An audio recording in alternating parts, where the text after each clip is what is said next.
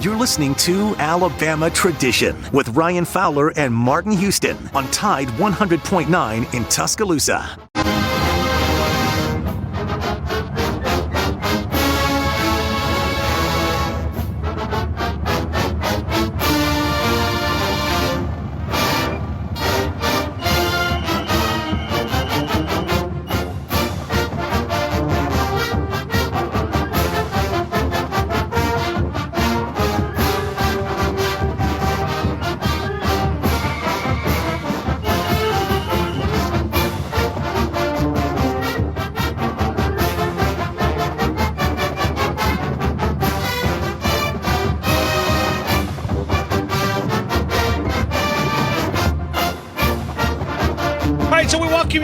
To the bye week edition of Alabama Tradition following a bye week, and we'll get ready for Alabama and LSU. We're also going to wait and see where Alabama is ranked. That'll be coming out in the next couple of minutes. We'll find out. I guess there's one thing for certain. Alabama will not be at that number one spot, right? So we don't have to go one is the loneliest number that they'll ever be. So Alabama, we expect it to be in that top four. We'll see exactly what the committee thinks, and we will bring you that live coming up in just a couple of minutes, as we will each and every Tuesday right here on Alabama Tradition. We've also been covering the tragedy involving Henry Ruggs. You know, Martin Houston has always got a way of saying things because we've talked about it all afternoon on my show, and I'm sure he'll talk about it tomorrow morning on his show, with two different lives that will be impacted because of the Henry Ruggs also being charged with the DUI involving a fatality, and you just back up and you don't know exactly what to say. I mean, you know, forgiveness plays in, grace plays in, and then you automatically, your heart sinks for the other family, and you think about a life that will no longer be lived. You also, not that this is on the priority, but you also think about the impact of football and what he could have been able to accomplish and how this will impact that. So many different things. Let's go to Martin Houston as we welcome in national champ winning fullback at the University of Alabama. Hey, Martin Houston, how are you, man? Welcome in to Alabama Tradition. Hey, Ryan, I'm doing well, man. I'm glad to be with you, sir. Yeah, and we got to talk about a lot of different things. We're going to talk about these rankings. We will have a chance to see where the Crimson Tide. We're also the 10th year anniversary of the 2011 National Championship football team that will be honored there. You know, something I wrote down, something that you told me many, many years ago. If it finally hits you about 20 years out, what you're able to accomplish. And, I think next year you guys will be celebrating an anniversary of that 1992 team. But 10 years out, we'll talk about that and a lot more. But let's start with the news of the day that's all over every news outlet is what happened out in Las Vegas. What was your reaction when you see the news come across your phone? Well, first of all, the first thing you think about, Ryan, is just the simple fact of that there's human beings involved and there's loss of life. And, so that's the first thing, that crosses my mind as I think about those families and how they have been impacted by what happened. And then, of course, being an Alabama guy, of course, you quickly think about the disappointment, the hurt, the pain, the questioning, the wondering, et cetera, of what happens with Henry Ruggs and his future in terms of, this is life-changing. His life, no matter whether he's charged and ultimately, jailed, or whether he's not, his life has been changed forever. And then, of course, you wonder about his family, his future, et cetera, and whether, I don't know if he has children or not, but whether or not, if he does, that there won't be, a father in the future, or the lineage that he would have had potentially impacted. And then, of course, you also think the same thing in regards to the family of the individual that lost their life. So it's tragedy all the way around.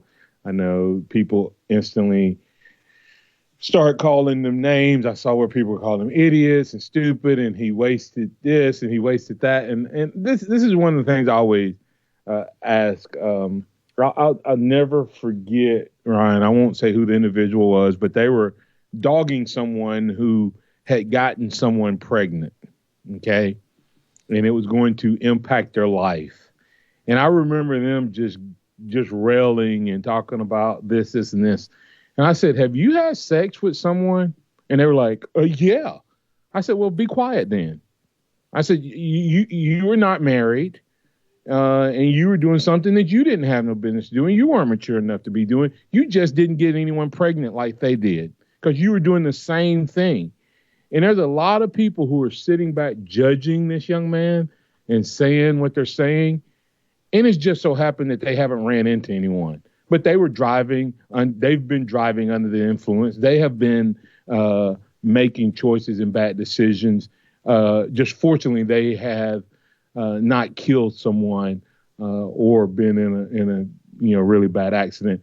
But that's the only difference between the decision that Henry Ruggs made and the decision that they're making. And many of them may even make it this weekend coming to watch and cheer on Alabama.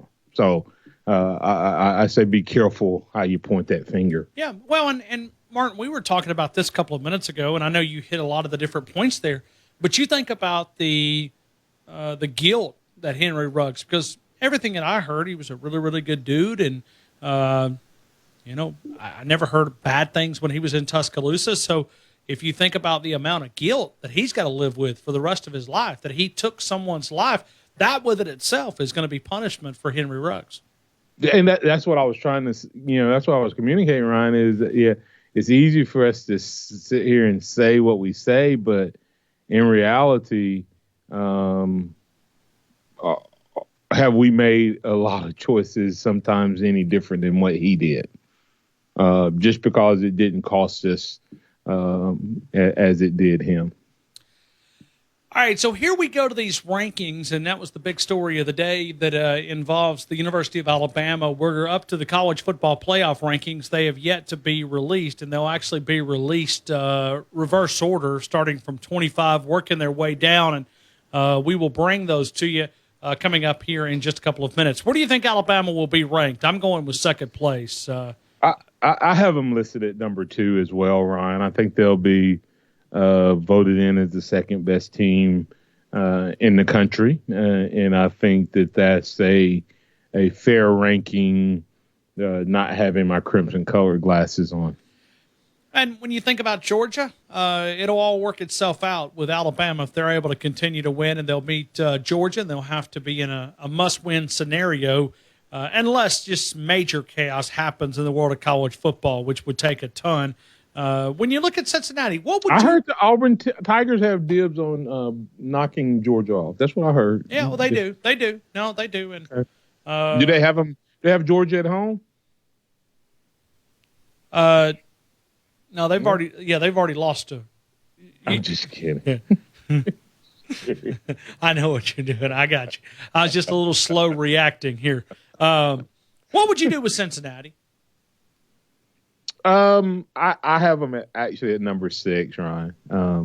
I'm right there with you. I would have them at 5 or 6. And the only reason I would have them no lower than that is because of where I would probably have Notre Dame. And that's going to be an interesting dilemma if Notre Dame continues to win. Would they dare leave a Notre Dame that has one loss out of the playoffs when potentially everyone else in the playoffs other than Georgia could have a loss, and Cincinnati is the one that keeps them out? Will they say, hey, scheduling matters so much that even though they beat them head to head? And we know that that's happened before. Remember, Penn State beat Ohio State, right? And won the Big Ten. Hey, just something to calculate as we're looking at this top 25. Mississippi State 5-3 at 17. Ole Miss 16, 6-2. So you begin to count quality wins, and you begin to look at resumes and resumes and resumes. That's a They're taking into account head-to-head matchups more than I've seen before because they've got the Bulldogs here ahead of Kentucky. They had Wisconsin above Iowa. They're really taking into account head-to-head matchups. So it's going to be curious to see how they play that out with Ohio State and Oregon here in a little bit. And that will be something that we will watch. Yeah. Well, and this is a jumbled up. I don't want to say mess, but I think it's legit. Ryan, I personally don't like the way college football does it. I don't think very few teams are perfect. And I don't think perfect records and undefeated records equals best teams, but that's what we've made college football. Texas, we have literally made, go ahead. I was just going to say Texas A&M 14, Auburn 13 as we'll try to reveal this. We're not going to reveal every single team, but just kind of highlighting some teams that in the SEC that Alabama will play on their resume. Continue, Martin. But what I was saying is we've made where we judge best teams by their records. And that doesn't exist anywhere else in sports. Like the AP poll. Okay, let's think about this for a second. Is there anybody you would take on in college football other than Georgia over Alabama? No. But yet they voted for how many weeks have they voted? No one, not one single guy, if they had to put their life on the line, would say, I'm taking Cincinnati in front of Alabama. I don't care what their record is. I don't care who they beat. You're not going to take that team. But don't they just almost like feel sorry for the group of five? Like there's a little, empathy in that. I mean, isn't that kind of where that comes from? Yeah, and that's what I'm saying. But I'm not trying to call you out, Ryan, but you sometimes use that same philosophy in terms of thinking one team, maybe when you talk about one loss doesn't mean anything. There's been one perfect team in the NFL since the 70s. When does perfect equal best? But that's the way we rank people. We say, oh, they only. The reality of it is Texas A&M with 2 losses is better than probably all the teams with the exception of a couple. If Texas A&M went back like you typically do and replay the teams, like you play most teams in most sports, you play them twice, right? Who on Texas A&M's schedule would you say if there was a do-over and they had to do it over, do you think Texas A&M would be sitting with one loss, and that one loss would be to Alabama, and they would have beat the other Arkansas and Mississippi State? Yeah, probably so. So what makes them worse? You think that do you not think that they're much better than where are they at? 14 was it 14? Yeah, 14, and then Auburn's at 13. Notre Dame's at 10. Would you take Auburn over Texas A&M right now? No. So why are they in front of Texas A&M right now? And some of this kind of, I think the committee kind of sets it up, understanding what is coming up. That and I think that's the hesitation of where I put Cincinnati at, because I see a lot of people putting them in the top 4. Because if they do that, you're almost saying, okay, well, Cincinnati, you're here now. If you continue to win, that you're going to earn a spot unless you just pull it back and say. And I know you based on resume and they wipe the clean slate and start all over, but I'm not convinced they do that. I think the committee sets up things, understanding what's the future and how things, if this works out, that it will play into. Jacob, you want to jump in, man? You got anything right there to add? I was helping Joe out there for a second, but my bad. I am curious to kind of see how this is going to play out with Cincinnati and those things, because think about it, because the argument for Wake Forest and what was the argument for Pitt was once, if this schedule was good enough for Clemson, it should be good enough for us. Don't take into account their recruiting classes and their 5 stars. We went through our schedule the way it was built. Well, the same thing works for Cincinnati, because when they built this year's schedule, they had Notre Dame and Indiana, who were both top 15 teams. And, while Notre Dame sits at 10 now, it doesn't look as good as it could have, because Indiana fell off so hard. So shouldn't it, in a way, be, okay, we've held consistent for 4 or 5 years. we're going to a Power 5 conference in the future. It should help a little bit. Oklahoma's getting punished, undefeated, and they're number 8 in the current college football playoff ranking. So just kind of add that in there. Wow. Yeah, sorry, Martin. I didn't want to. I mean, I know we're in a big discussion here, but as they release these teams, Oklahoma has been pretty rusty and pretty sloppy. They're 9-0, and they're sitting at number 8. That's right. That's a good deal. So we'll find out. We'll find out where Alabama. Hey, but I'm like Jacob. Go ahead. You know, it is kind of unfortunate for Cincinnati because at least this is why I put Cincinnati at 6, and I wouldn't put, you know, the other teams in front of them. I really think Cincinnati would beat the other teams that are being projected. I think Cincinnati. I think it'd be a toss up between Cincinnati and Ohio. I think with the way Michigan State is playing, I think Michigan State would beat Cincinnati. I think Ohio State would beat Cincinnati. I think Alabama would beat Cincinnati. And I think Georgia would beat Cincinnati. I don't know about Oregon, we know about Notre Dame. I don't think Wake Forest or Oklahoma State. That's kind of the top 10 that I had. So I put Cincinnati where I thought that they would, I thought they would closely match up with. And I wouldn't have a problem with Cincy being 5 and OU being 6. But, of course, the committee made them 8, so that's even more interesting. Martin, also keep in mind, and we look at the Michigan Wolverines at number 7, but keep in mind Cincinnati may be the ball that pushes this college football expansion in the playoffs beyond the 4 teams, because you're sitting there at Cincinnati, and if you're not in the Final Four, then you're going to have the argument, and then this will help advance that conversation beyond, and not just advance it, but the group of 5 is saying, make us a part of the calculation. Make us have a reason to play into these games. So you understand Cincinnati, they're playing for more than just this year. The group of 5 has a chance to possibly gain a spot, and this will help their argument if Cincinnati happens to get left out. But they're on the way up. Technically speaking, right. The Big 12 will still be a Power 5 conference when they move up. So I don't know that there's so much worried about that, but what Martin's saying kind of brings up the silliness of this whole thing, and what he was talking about, how earlier, you know, what does perfection mean in the grand scheme of things? How does that mean you're the best?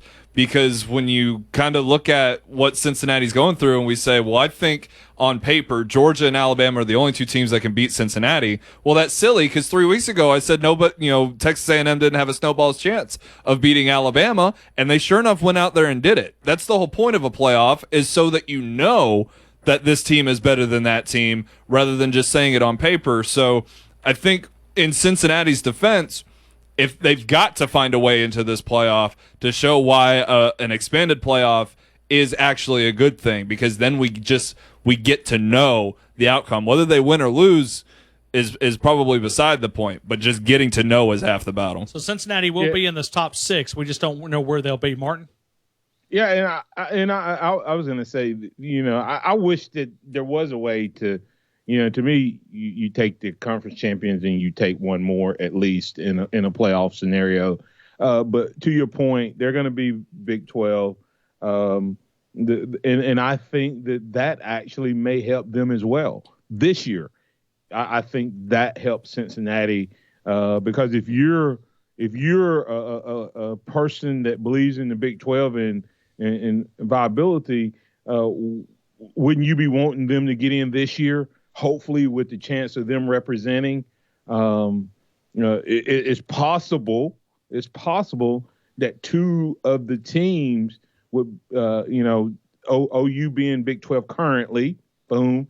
So they get some street cred there, but then Cincy being a future Big 12, if they get in, so they have a couple of chances. Alabama is that number 2 team. Georgia is 1, Alabama's 2, and we're waiting for 3, 4, 5, and 6 to be revealed. But Alabama, according to the College Football Playoff Committee of 13 members, believe Alabama is the number 2 team in the country. I agree. Yeah, I don't think that's any argument here. And really, they have the potential to and once again, the committee, I'm not saying this was part of it, but Alabama will either prove that they belong at that number 2 spot or they won't. If they, I mean, think about the Alabama team. They lost to Texas A&M. How bad did we play that night? Not good. Not good. I mean, we played. I mean, it took a near perfect game by A&M, a near perfect game, and over a half of bad football by Alabama defensively. You take the whole first half, and then you take the last two drives of the second half, and we look like we didn't even know what we were doing on defense. And then you take into consideration, I think Nick Saban's conservative side got the best of him. Bill O'Brien didn't have the guts that Kiffin had, and he kind of pooped, at the goal line twice. And 3 times we settled inside the 20 for field goals and got 9 points versus, 14, 17, 21 points we left on the board. And we still had a chance to win the game. So it's kind of crazy to think about. Michigan State at that number 3 spot, the Michigan State Spartans up there. I missed that one. I had them at 4. Okay. Cincinnati's going to be 6, aren't they? Yes. That's what I had. Wow. We're going to see. We'll see. They're going to. I mean, they're really dragging this thing out. I mean, it's 21 minutes in, and they're. Who's 10? Go from 10 for me, Ryan. I'm not looking at them. Okay, you're gonna have to give me a second. So I'm not looking at the direct poll. Alabama, Georgia, Alabama, and everything's not been released yet. But Notre Dame was at that 10 spot. Oklahoma. Notre Dame's. All right, Wake Forest is 9. Oklahoma is 8. And 7 was the Michigan Wolverines. So did I get it all there for you? Notre Dame, Wake Forest at 9. Oh, Oregon at 4? What? Do what? Hey, sorry, I didn't mean to distract you. No, Jacob nailed it. Jacob said they're taking head-to-head serious. And so they've got Oregon at 4. So they got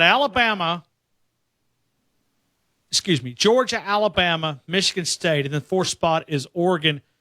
Let's see where they put Cincinnati. Is it at 5 or is it at 6? Or are they throwing the Pac-12 a little bit of a bone out there? Remember, man, this committee, I hate the way it's decided because I don't think these guys. Right. I think this means that Ohio State's 5 or 6. It's got to be. They didn't want to put Ohio State in front of Oregon. Jacob said they're taking head-to-head more serious based on the prior rankings, and that seems to be bearing it out. So we're waiting for 5 and 6, and then we'll discuss it. But reading back through, it's Notre Dame 10, Wake Forest at 9, Oklahoma at 8, Michigan at 7, and then reverse order is Georgia 1, Alabama 2, 3 the Michigan State Spartans, and then Oregon at 4, and we're waiting 5 or 6 to fill in the gap here in just a couple of seconds as we're watching the College Football Selection Committee, the initial first rankings of the month of November. And this will all clean itself up. There may be some fights at the end, but, hey, feel pretty comfortable. If Alabama's able to win, they're in. If not, they won't be. But waiting for 5 and 6, man. They are dragging this out. We're 23 minutes in. They've still not filled in the complete chart here. So Oklahoma number 8. Wow. But once again, if they win, like if they continue to win, all right, Ohio State is 5, so Cincinnati's 6. So told you. Yeah. Yeah. They had to put Oregon up there because of where they ranked Ohio State. But as you look at this map, remember, the geographical bias is present. And I always hate when they go in a room and they put a chair, their hat up on a table. And I'm going, that doesn't remove your bias. You're still absolutely not. But it's like a pretend. It's more like a show. And so, and you've also got to remember now, the SEC, there's nothing they can, I say there's nothing they can do about it, but keep in mind, there's a lot of dislike in that room because the SEC is growing and they feel like that, the power will even become more in the Southeastern Conference. Anyway, so biggest reaction is Oregon at that spot? I would say yes. I mean, to me, I didn't have Oregon in the top 6. I mean, I had them number 7, but Wow. And everybody's saying Miss Badley on number 4 Oklahoma being, so just looking at reaction. I think Michigan is, I just, of course, that's probably personal bias, dislike of Jim Harbaugh, but he's always overrated. So, so there it is. The Big Ten has 3 in the top 7? Yeah. So, wow. All right. So SEC got a little work to do, man. This is where it's weird that you leave it to a committee, because on one hand you can say, well, look at the head-to-head matchup. Yeah, you can. That would make Oregon theoretically rank higher than Ohio State, but Ohio State lost to Oregon. Oregon lost to Stanford. And then you can say the same thing about Alabama. Well, why should Alabama be ahead of Michigan State? Alabama lost to A&M, who wasn't ranked. So that's what makes it kind of silly. Like, okay, cool. Well, they cover for themselves. So, like, they move teams up based on what they have ahead. Yeah, we saw it a couple years ago when Oregon was undefeated, and it seemed like every conference champion could go undefeated, and they had Oregon up there so that when they fell, they would have an opportunity to come back, but they just fell too far. So, Martin, this is, it's a lot of different debate, a lot of different things to work its way out, but I'm still not convinced. Listen, there is a ton of money to be made, and everybody's biased towards the green. Everybody wants more of it. Remember, there's a lot of financial constraints on college football currently. They know by expanding beyond the 4 teams that there's a payday for most of these guys. And in this room, there's a lot of influence. They understand it. They know to push this narrative beyond 4 teams. You create a little chaos, create a little drama. Ryan, Reese, I was in a meeting where Reese Davis was the speaker. Sure. He said the expanded playoff in ESPN conversations, they're expecting it to be $2 billion. Oh. Do you think they're going to let that? Do you think? No. Do you think there's any chance, Jacob, that they say, hey, let's not expand. Let's leave that additional $1.6 billion on the table by not adding 4 more teams? I can advocate all I want for the expansion because it gives us more football, the opportunity to know if teams are better. But that's just for me. That's just the way I look at it. I ain't got, I'm not the one raking in millions of dollars off the backs of 20-year-olds like these guys are. Absolutely, you would find a way to make more money off of this. It's all there for you, and it's just sitting there. Take it. If you and I wanted to see, and you think like I do, having played the game, Jacob, you're like me. I know that for the most part, 9 times out of 10, the favorites when it comes to the Blue Bloods versus those other guys are going to win. But there's only been a handful of times to me where there was truly one of these, we call them group of 5s now. It used to be the Boise's of the world. Unfortunately, Boise ran their gamut before the college football playoffs, or they would have been, that conversation every year. But the one time I remember when there was, like, they talk about Cincy against Georgia last year. Georgia really wasn't motivated. But the one time I remember a matchup between a team being motivated, Oklahoma, and Boise being motivated. Boise pulled out all the stops, Statue of Liberty and reverses and double pass. They did everything they could, and they ended up winning that game. Do you remember that game? We do. Yeah, I do. Yeah. Yep.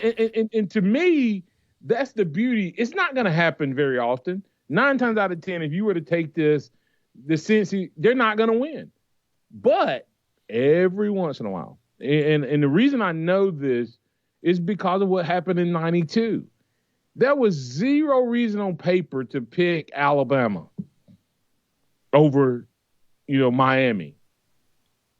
Even though we were, everybody forgets we weren't Alabama the way we're viewed now. We were viewed as they don't belong. They don't deserve to be here. They're a joke. They're this, and this. But we just kept winning, and they finally couldn't keep us out of it. And we beat the team by 21 points. So that's why you want to play it out on the field. And that's why I want the expansion, is because of those few times every so often that dream, team comes together and makes a run like potentially a Cincy team could.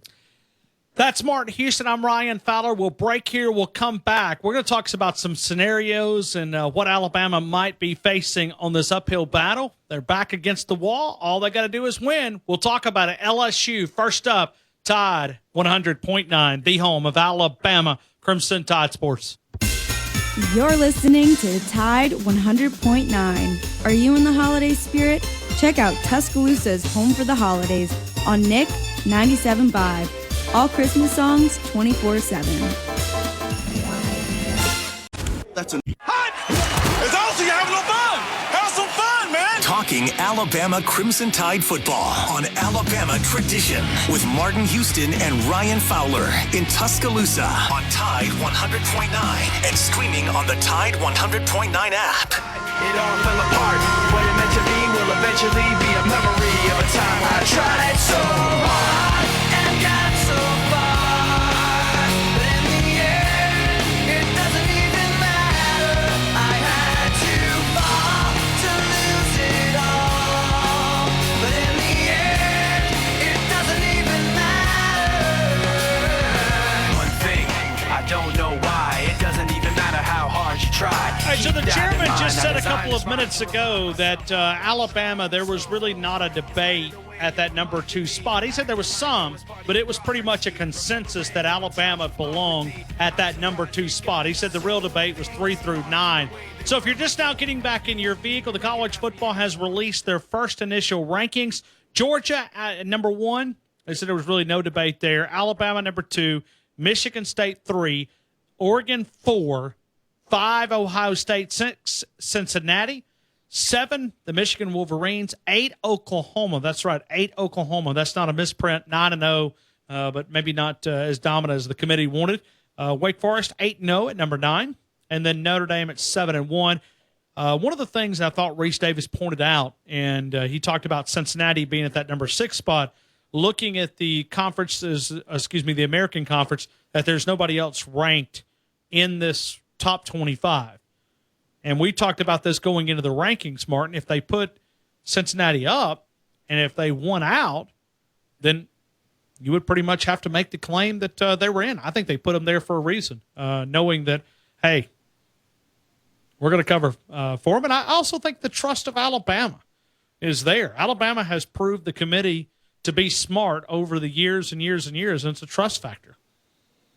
Yeah, Ryan, now that you see where Alabama comes out in the college football playoffs, would you say that Texas A&M net neutral, net positive, or net negative as far as that loss goes in Alabama in terms of what they want to accomplish other than having a perfect season? I mean, it's a negative, but obviously the committee values Texas A&M. I would say it's a net positive. Yeah. I think Alabama is a better team having lost to Texas A&M than they would have been if they were coming in here at number 1 or number 2 without a loss. I think that since they did not lose anything other than the potential to have been the number 1 ranked team in the country, remember, I always think back to how Nick Saban finally got buy-in when he first started. La Monroe. Sure. That La Monroe loss did more for the dynasty and the run that we are on than any win ever did, because he got buy-in. What did he say for 5 solid weeks, 6 solid weeks? We don't know how to play football yet for 4 quarters. We don't know how to be a complete team. We don't know how to play with intensity. But it didn't cost us. We were still winning. So it's to those kids that are 18 to 22, 23 years old, it's just like the old man just bumping his gums. He doesn't know, hey, man, we were perfect last year, and we're perfect again this year. And the new guys are like, hey, we're here, and we're still winning. But when they lost, now all of a sudden he had some working points.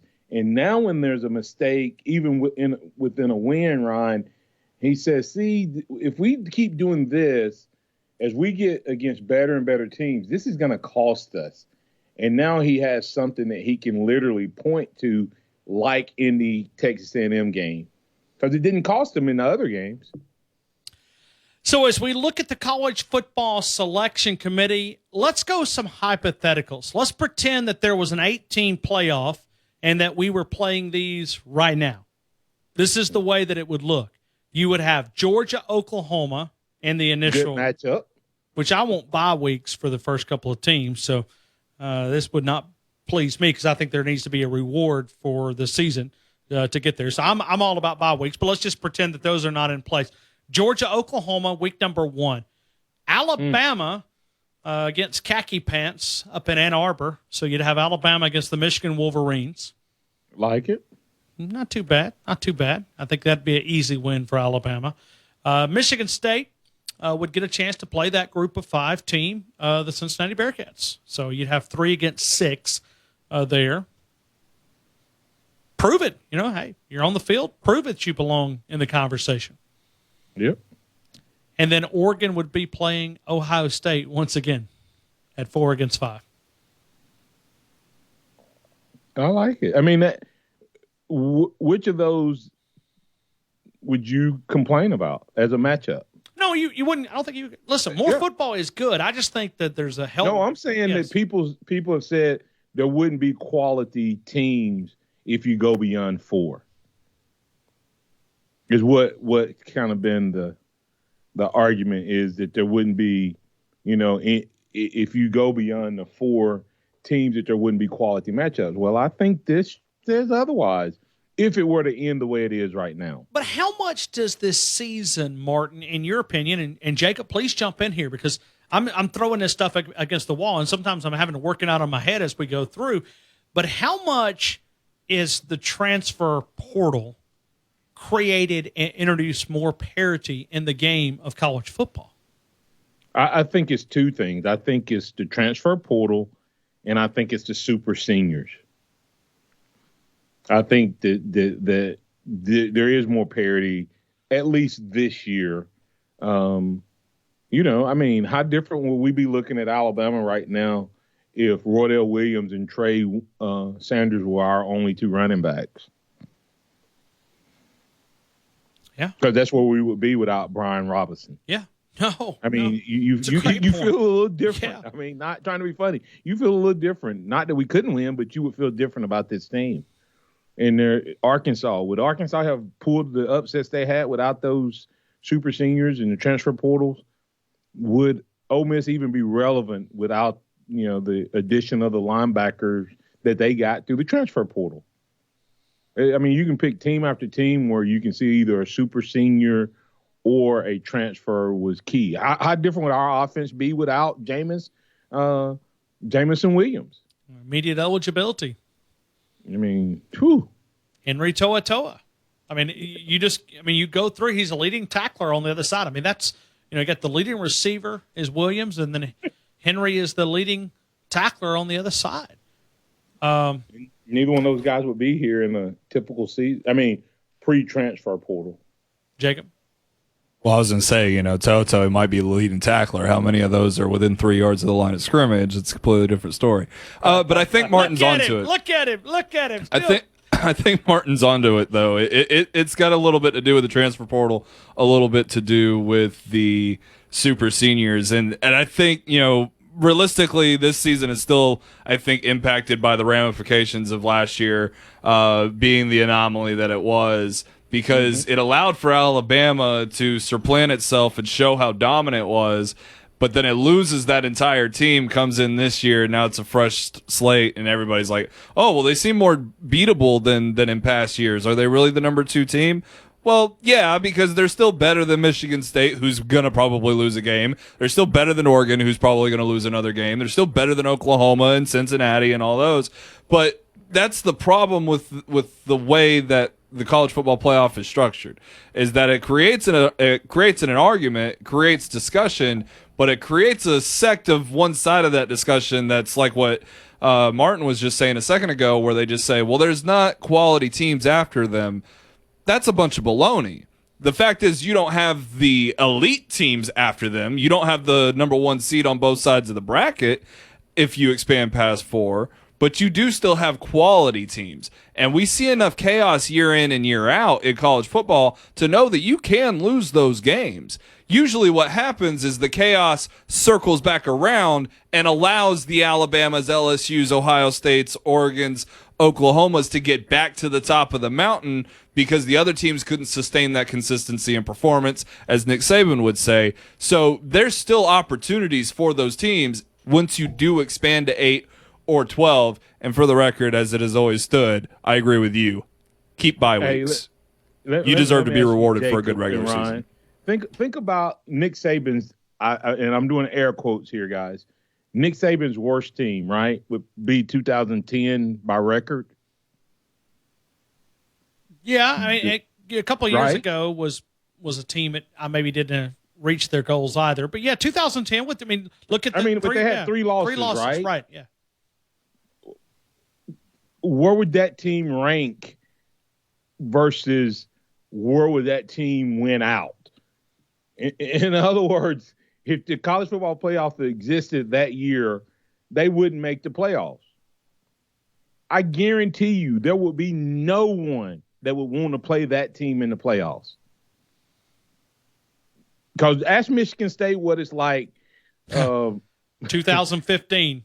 I mean, thought they had a chance. I'm talking about that. Oh. Well, that year, though, when they would, 9-3, and they beat Michigan. It was so bad that Coach Saban was trying to run out the clock, and Eddie Lacy was going up the middle of the field and looking for someone to tackle him, and Coach Saban was holding up his hands going, I'm trying to run out the clock, And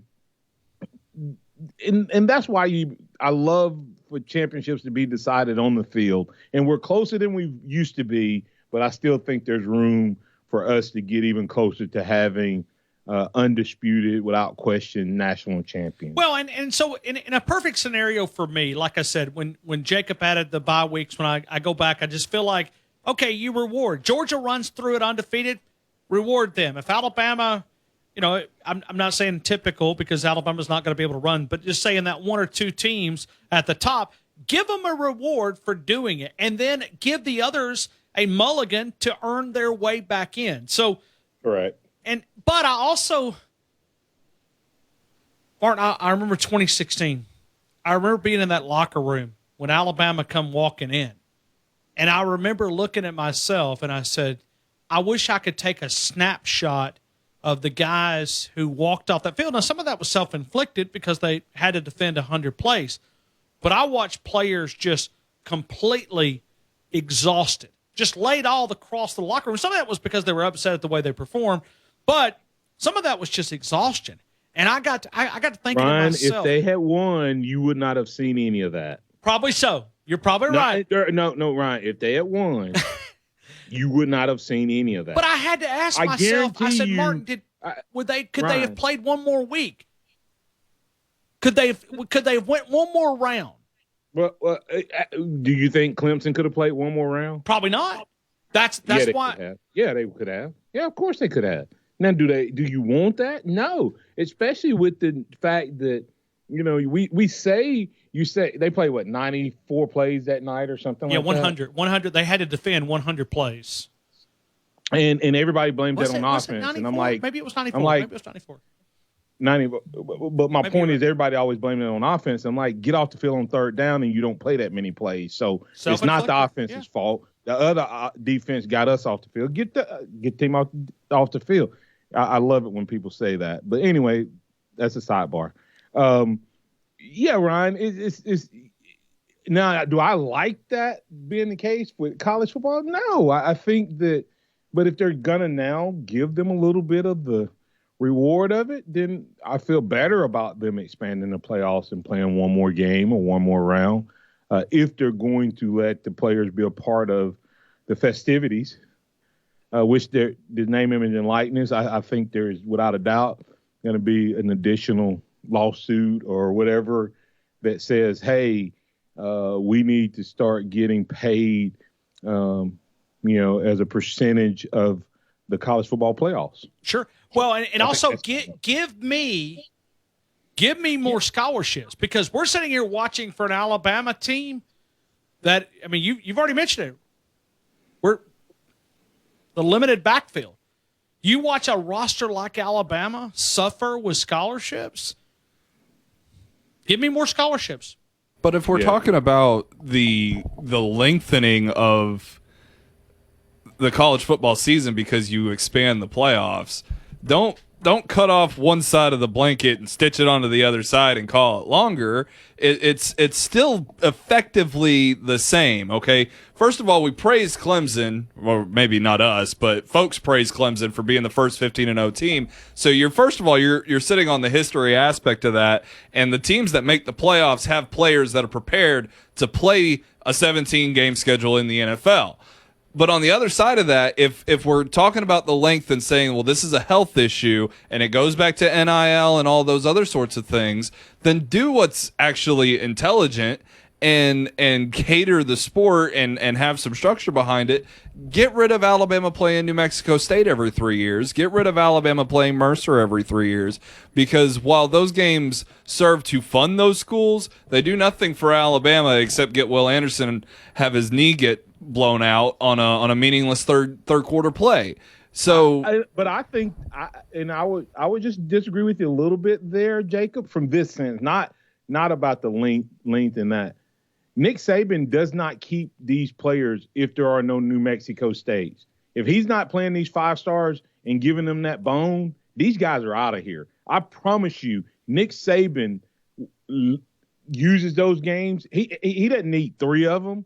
And so to your point, I would say get rid of at least one of them. But I think that's part of his process. And I think if you get rid of those games, then those guys that he think about, he usually schedule one kind of early in the season, right? Yes. You know why that's usually early in the season? That first game, because it's a cleanup game. No, the reason he scheduled one early and at least one late is they've been through all summer, all camp, and it's a reward to keep them engaged. Great point. I agree. They go through the season, and they're about ready to quit. They're about ready to go home. They're tired. Everybody's telling them, you should be playing. You're great. You're wonderful. And they get that bone at the end of the year as well. I think he uses it because I have tried to figure out, how does this man keep all of these guys so engaged when everybody else loses them? I think he intentionally makes them a part of it. To me, Jacob, what they need to do, Ron, and I'll be quick with this, they have changed the offensive game where the referees are running around like chickens with their heads cut off to spot the ball, running through the line, running back to get out of in their position. Guys are snapping the balls before the officials are even set. Man. Before they're even set. And so now you have officials missing calls. Then you have, instead of running 65 to 70 plays, you're running 85 to 90. Add that up for me, guys. If I add 15 to 20 snaps a game, and that's what they've done, 15 to 20 snaps a game, multiply that times 12. How many more plays did I just run in that season? Sure. Great point. 200 and something point plays. So I just played the equivalent that on the body, because it's not the games. It's the wear and tear of the number of hits and tackles and bumps and bruises that accumulate over a season that gets it. It's not if you play a game and you play 40 plays, that game doesn't have the same impact as the game is 90. But when you add them all up and you're playing that many plays consistently, that's 2 to 3 more games just by the way we run our offenses. Jacob, you got a quick thought on? You got seconds? I definitely agree with everything he said, but if the backups are playing those games, then that takes a game and a half away. But also, if those guys, need that bone, then maybe that just adds to the college football parity a little bit. Those 5 stars can go somewhere else, and Alabama doesn't have to hog all of them. I know nobody listening to this station wants to hear me say that, but it is a little unfair. Get out of here. Get out of here. We need all the 5 stars. With that too, Jacob. Well, but also, if you know that you've got some wiggle room, maybe you play more players. Anyway, that's why it creates great discussion. More scholarships needed. Give me 95. What's it going to cost these programs? If you can't pay it, keep up, get out of here. That's Martin Houston, 6 a.m. tomorrow morning. You will find him and all of our great lineup. Hillcrest Huddle coming up in just a couple of seconds. That's Jacob. I'm Ryan. I'll see you back here at 2 o'clock. Jacob at 11.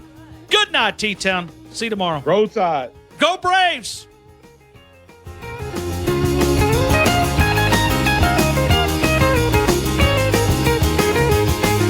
I'm on my way to New Orleans this morning. Tide 100.9 Tuscaloosa weather. Sky partially sunny this afternoon. Tuscaloosa's high 64. Tonight increasingly cloudy with the low at 43. Very cool tomorrow and Thursday. Mostly cloudy both days with a chance of some scattered light rain. Highs between 51 and 54. I'm James Spann on the ABC 3340 Weather Center on Tide 100.9. It's 62 degrees in Tuscaloosa. Hello, this is O'Reilly. You need parts? O'Reilly Auto Parts has parts. Need them fast? We've got fast. No matter what you need, we have thousands of professional parts people doing their part to make sure you have it. Product availability. Just one part that makes O'Reilly stand apart. The professional parts people. Oh, oh,